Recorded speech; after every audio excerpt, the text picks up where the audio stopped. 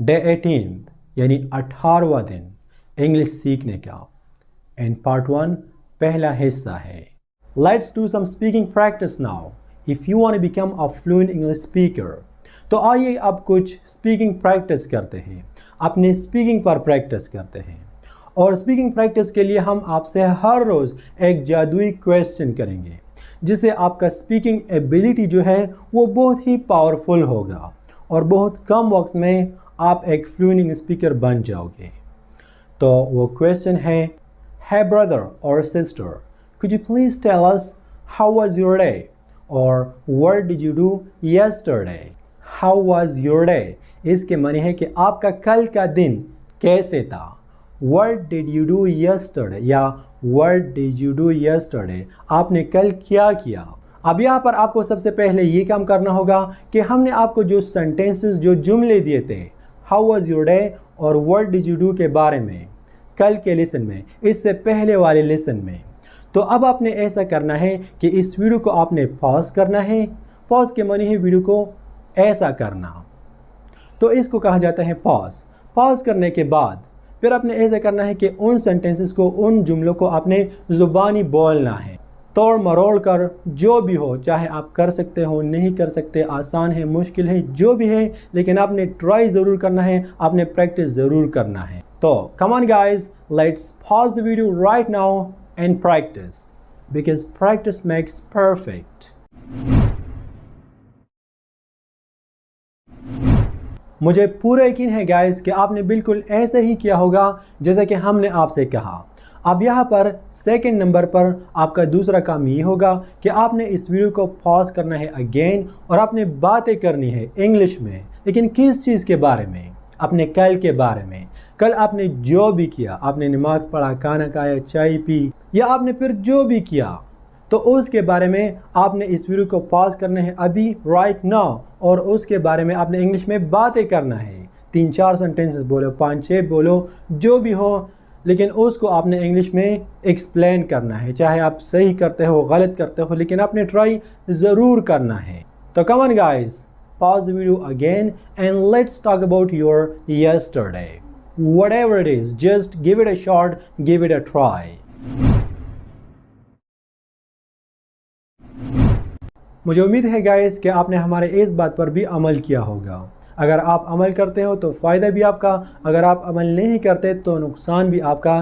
लेकिन हमें बहुत खुशी होगी जब आप इंग्लिश सीखो और आप एक फ्लुएंट इंग्लिश स्पीकर बनो। तो स्टोरी टाइम गाइस, अगर आप चाहते हो कि आप एक फ्लुएंट इंग्लिश स्पीकर बनो, अगर आप चाहते हो कि आप हर किसी के साथ फ्लुएंट इंग्लिश बोलो विदाउट हेजिटेशन, विद कॉन्फिडेंस, तो फिर आपको ऐसा करना होगा कि आपको एक स्टोरी नरेट करनी होगी, आपको एक स्टोरी बयान करनी होगी, यानी आपको हमें एक कहानी सुनानी होगी।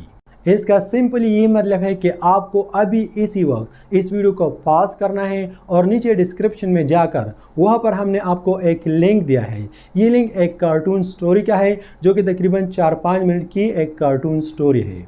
उसको आपने देखना है, उसको आपने समझना है और ये इंग्लिश में है। और फिर देखने और समझने के बाद आपने इसी कार्टून स्टोरी को अपने अल्फाज में, अपने जहन से इंग्लिश में आपने बयान करना है। चाहे आप कर सकते हो या आप नहीं कर सकते, आसान है मुश्किल है, लेकिन आपने इस पर ट्राई ज़रूर करना है। तोड़ मरोड़ कर, जो भी हो, 4-5 सेंटेंसेस बोलो, लेकिन आपने ट्राई ज़रूर करना होगा। उर्दू में नहीं, हिंदी में नहीं, पश्तो में नहीं, आपने सिर्फ और सिर्फ, अगर आप इंग्लिश सीखना चाहते हो तो फिर आपने इंग्लिश में इसको बयान करना होगा, वो भी अपने जहन से और अपने ही अल्फाजों में। और इसी तरह आप एडवांस्ड वोकैबुलरी सीखोगे, एडवांस्ड ग्रामर, और आपने जो कुछ भी सीखा है या आप जो कुछ भी सीखते हो उसका प्रैक्टिस भी होता जाएगा। Thank you so much guys. मुझे पक्का यकीन है कि ये तीनों टास्क आपने कामयाबी के साथ कंप्लीट किए होंगे। अगर आपने वाकई में ऐसा किया है तो फिर इसका मतलब है कि आप वाकई में एक फ्लुएंट इंग्लिश स्पीकर बनना चाहते हो और आप वाकई में एक फ्लुएंट इंग्लिश स्पीकर बनोगे। ये काम आपको हर रोज़ करना होगा, हर रोज़ 3 महीनों तक। और अगर आप इसे जारी रखते हो तो 3 महीनों के बाद आप अपने आप पर फ़ख्र महसूस करोगे। आप इतना कुछ सीखोगे, इतना कुछ सीखोगे जितना कि लोग 3 सालों में भी नहीं सीखते। अब आइए कुछ नए सीखते हैं और एक नए टॉपिक पर बात करते हैं। Could you please tell us how was your day? या what did you do yesterday? Yesterday we bought a cow. Yesterday we bought a cow के माने है कि कल हमने एक गाय खरीदी। Yesterday we bought a cow. अगर आपको याद हो तो bought buy का सेकंड फॉर्म है। My mother milked the cow. और मेरी माँ ने, मेरी वालिदा ने गाय से दूध लिया। My mother milked the cow. She gave almost 5 kg milk. और जो गाय है उसने तकरीबन 5 किलो मिल्क दिया हमें। She gave almost के माने है तकरीबन, almost 5 kg तकरीबन 5 किलो milk दूध। I brought some fresh grass for the cow. और मैंने गाय के लिए कुछ ताज़ा घास लाया। I brought मैंने लाया some fresh कुछ ताज़ा घास for the cow गाय के लिए। The cow ate it with her heart's content. और cow ने मतलब गाय ने इस घास को जी भर कर खा लिया, पेट भर कर खा लिया। मैंने आपसे कहा है कि हार्ट कंटेंट के माने है हार्ट्स कंटेंट के माने है जी भर कर या पेट भर कर। I love the animals too much. मुझे जानवर बहुत पसंद है। Vocabulary.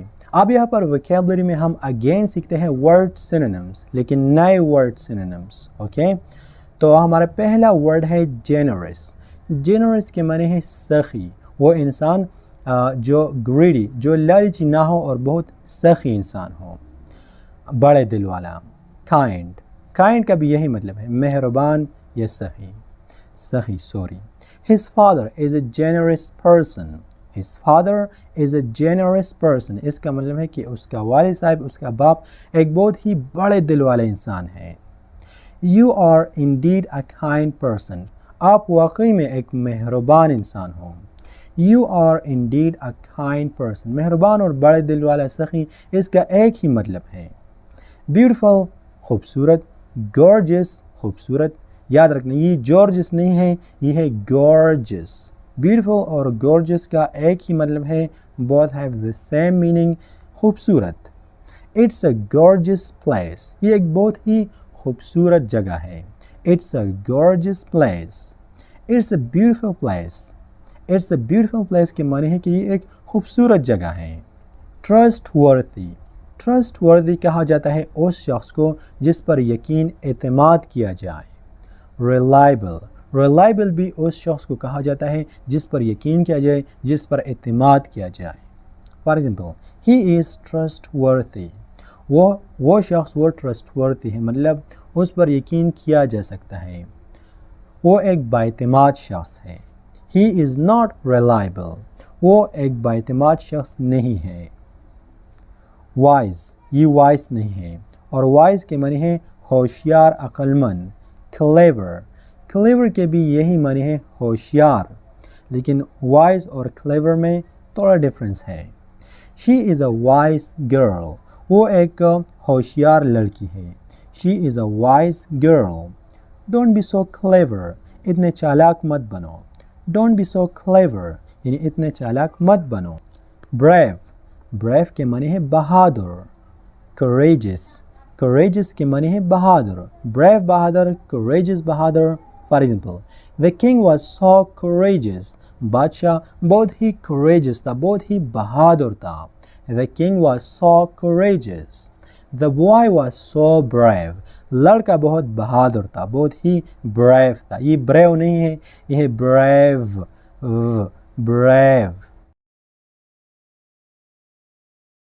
The Man and the Little Cat. The Man and the Little Cat is the name of this story. और इसके माने है कि एक शख्स and the little cat और छोटी बिल्ली। One day एक दिन an old man was having a stroll. एक old man एक बूढ़ा आदमी चल रहा था। Stroll के माने है चलना। In the forest जंगल में। When he suddenly saw, जब उसने अचानक देखा। When he suddenly saw a little cat, एक छोटी बिल्ली stuck in a hole, जो कि एक हॉल में, एक सुराख में फंस गई थी। Stuck in a hole. The poor animal was struggling. और ये बेचारा जानवर बहुत कोशिश कर रहा था। The poor animal was struggling, struggling के माने हैं बहुत मेहनत करना, मुशक्क़त करना, कोशिश करना, टू गेट आउट ताकि वो बाहर निकल सके। So he gave him his hand, तो इस बूढ़े शख्स ने उसे अपना हाथ दिया।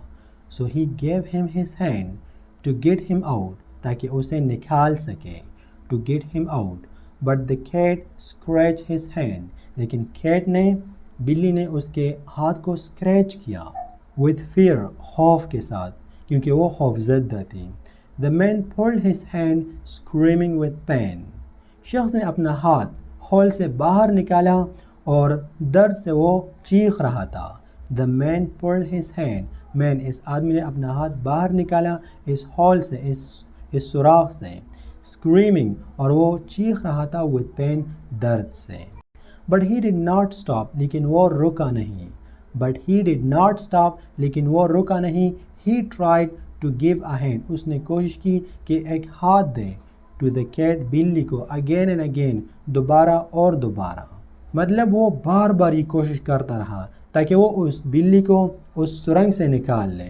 तो देखते हैं कि फिर क्या होता है। आप देख सकते हो इन पिक्चर्स में।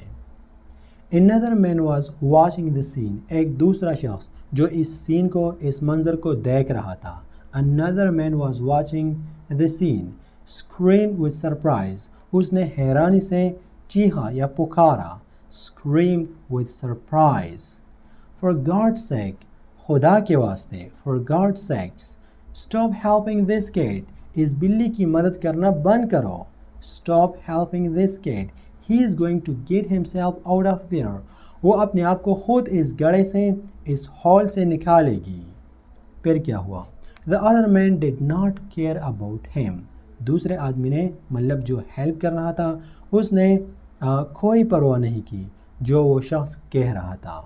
He just continued saving the animal, उसने जारी रखा उस एनिमल को, उस जानवर को बचाना। Until he finally succeeded, यहाँ तक कि वो आखिरकार कामयाब हो गया। Until he finally succeeded, and then he walked to that man, और फिर वो उस आदमी के पास चला गया। मतलब ये ओल्ड मैन उस आदमी के पास चला गया क्योंकि ये उससे कुछ कहना चाहता था। Son, मेरे बेटे, it is cat's instincts that make him scratch and hurt. ये बिल्ली का पैदाइशी रुझान है, ये बिल्ली का फितरत है कि वो लोगों को काटती है। And it is my job, और ये मेरा जॉब है, मेरा काम है, मेरी ड्यूटी है टू लव एंड केयर, कि मैं उससे प्यार करूं और उसका हिफाजत करूं। Thank you so much guys for giving us your precious time.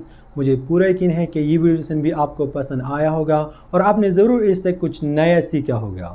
अगर आप इसी तरह हमारे साथ चलते हो इस कोर्स में, तो इंशाल्लाह मैं आपको गारंटी देता हूँ कि इस कोर्स के एंड में आप अपने आप पर फ़ख्र महसूस करोगे। ये कोई ऑर्डिनरी कोर्स नहीं है, ये एक एक्स्ट्राऑर्डिनरी कोर्स है। यहाँ पर इस बात को ज़रूर याद रखना कि इस कोर्स से आप जो भी सीखते हो, आप जो भी लिखते हो, तो इसको आपने 2 बार, कम से कम 2 बार आपने इसको पढ़ना है और आउट लाउड पढ़ना है। जैसे कि फॉर एग्ज़ाम्पल आज की वीडियो से आपने जो भी सीखा, आपने जो भी लिखा, तो इसको 2 बार, कम से कम 2 बार इसको पढ़ो और आउट लाउड पढ़ो। इससे आपको बहुत ज़्यादा फ़ायदा होगा।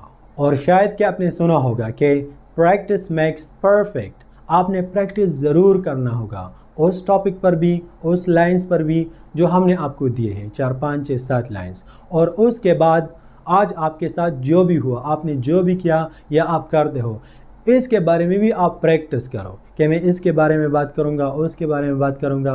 बिकॉज प्रैक्टिस मेक्स परफेक्ट, और प्रैक्टिस के बगैर इंग्लिश सीखना मुश्किल ही नहीं बल्कि नामुमकिन है। तो काइंडली हमारे बातों पर अमल ज़रूर करें। तो अब बात रही स्टोरी की, कहानी की। तो इस वीडियो में आपने जिस स्टोरी को पढ़ा, आपने ऐसा करना है कि इस कहानी को आपने सिर्फ एक बार आउट लाउड पढ़ना है, यानी पढ़ना है और ज़ोर ज़ोर से पढ़ना है होल स्टोरी को। और फिर उसके बाद आपने इस स्टोरी से कम 10 लाइन्स, 10 लकीर आपने लिखना होगा। अगर इससे ज़्यादा आप लिख सकते हो बहुत अच्छा है, लेकिन 10 लाइन से कम नहीं होना चाहिए। और आखिर में बस मैं आपको सिर्फ ये कहना चाहूँगा कि कार्टून देखना अपने आप पर फ़र्ज़ करो अगर आप वाकई में एक फ्लुएंट इंग्लिश स्पीकर बनना चाहते हो और ये सारी बातें एक दूसरे के साथ अटैच है। अगर आप एक भी बात पर अमल नहीं करोगे तो फिर भी ये कोर्स इनकम्प्लीट है, इससे आपको कोई फ़ायदा नहीं होने वाला। तो काइंडली आपने कार्टून ज़रूर देखना है और हर रोज़ देखना है। इसके बाद अगर आपका जो भी क्वेश्चन हो तो आप काइंडली कमेंट सेक्शन में हमसे पूछ सकते हो। See you inshallah in next lesson. Until take care and Palam Sparam.